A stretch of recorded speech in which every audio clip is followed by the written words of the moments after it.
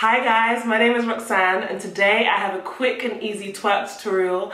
I'm going to show you how to twerk on the floor. Okay guys, so let's get into this. So first I'm going to come on all fours.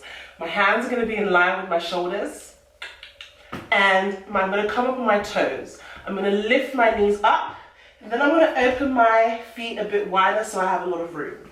Then here, just using my feet to spring me up, I'm going to flip my booty up, up, up, up. Keep it going. Yes. Flick it, flick it. Then I can go up, down, up, down, up, down, up, down. Then if you flick your feet up even more, kind of like you're jumping on them, then you get this really nice twerk bounce. Yeah? Now what's important here is that you keep your back flat. You don't want to be like this, because this is just not it. Bring it down, nice and flat, and just shake it, shake it, shake it, shake it, shake it, shake it, shake it, shake it, shake it. Yeah? All right, so now we can try a couple of variations.